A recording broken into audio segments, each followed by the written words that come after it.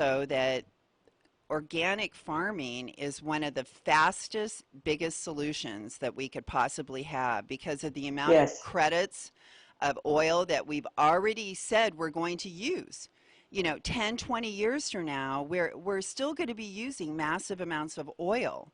So what right. can we do today, right now? And that is to start supporting organic farmers, farmers transitioning to organic, because that's a tough thing to do.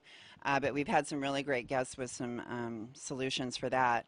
But That is so important. And in fact, organic farming not only arrests global warming, but it can actually reverse it, which is so important because it can bring the nitrogen and carbon back into the soil and reverse global warming.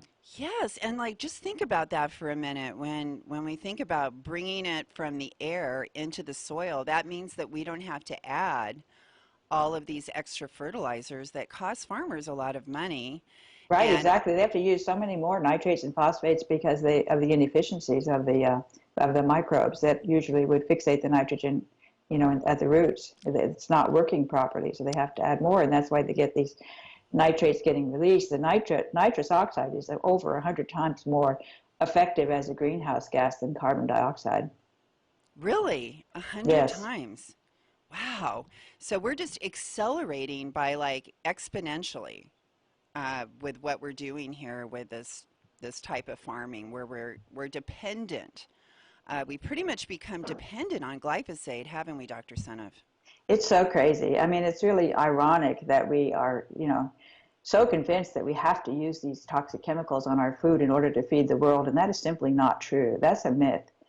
And certainly, for most of the history of mankind, we've been able to eat without having to use toxic chemicals. This whole concept of poisoning the weeds is really very, very new in human history.